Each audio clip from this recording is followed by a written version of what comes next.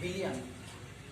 अब हम पढ़ेंगे बिलियन कि बिलियन क्या होता है। जो बिलियन है ये मतलब फिजिकल केमिस्ट्री है, केमिस्ट्री फर्स्ट में आता है।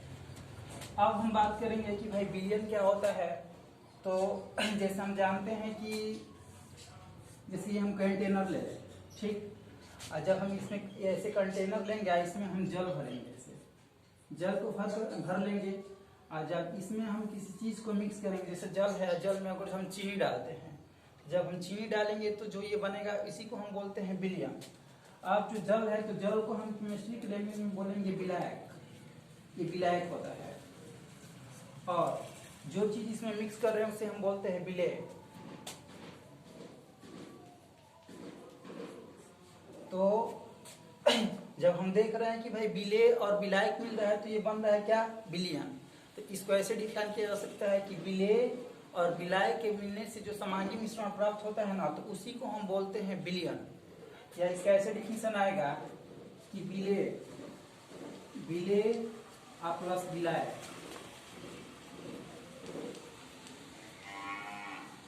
इक्वल टू होता है इस तरह बिलियन।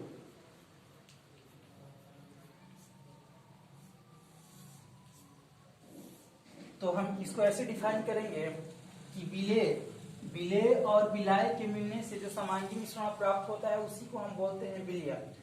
अब जो बिलियन है तो बिलियन को दो पार्ट में बांटा गया है। जैसे क्या है, एक होता है तनु बिलियन और एक होता है सांद्र बिलियन। एक होता है तनु बिलियन और एक होता है सांद्र बिलियन। जैसे तनु बिलियन क्या होता है और सांद्र बिलियन क्या होता है, इसके बारे में बात करेंगे।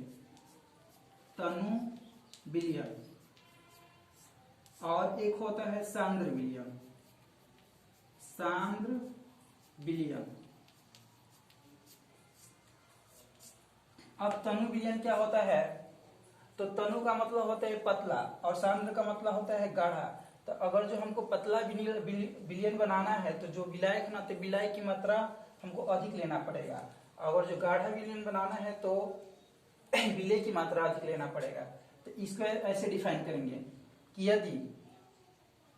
यदि विलायक की मात्रा ज्यादा हो और विलेय की मात्रा कम हो तो उस समय जो बिलियन बनता है उसी को हम बोलते हैं तनु बिलियन। और यदि विलायक की मात्रा कम हो और विलेय की मात्रा ज्यादा हो तो उस समय जो बिलियन बनेगा उसे हम बोलेंगे सांद्र बिलियन।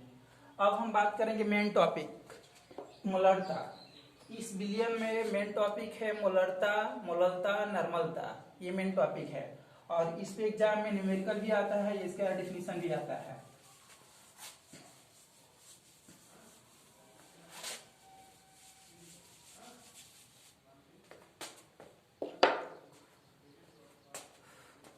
अब हम बात करेंगे कि मोलरता क्या होता है।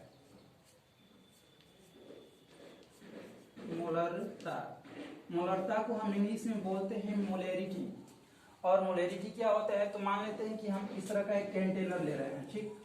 और इस कंटेनर में ऐसे पानी भरा है, जल या कोई विलायक सॉल्वेंट।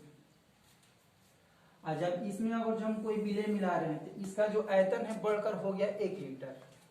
इस तरह 1 लीटर रहे आयतन हो गया, ठीक। और 1 लीटर आयतन में ये जो विलेय डाले हैं तो इस विलेय का कितना मोल घुल रहा है, अगर उसी को हम कैलकुलेट कर लेंगे तो कहेंगे कि हाँ, हम इस विलेय की मोलरता फाइंड कर लिए।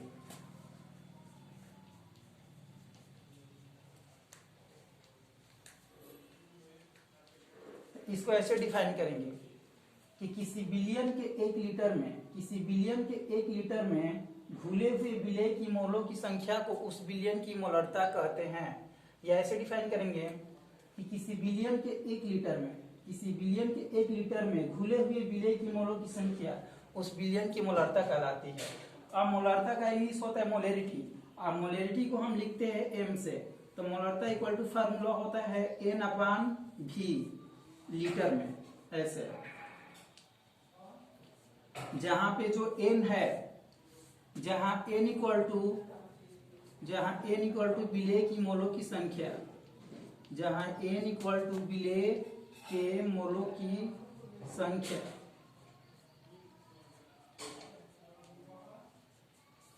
और V इक्वल टू बिलियन का आयतन, बिलियन का आयतन लीटर में। अब हम जानते हैं कि जैसे क्या होता है, फॉर्मूला ये हम जानते हैं कि m इक्वल टू होता है n upon v, m equal to n upon v litre में।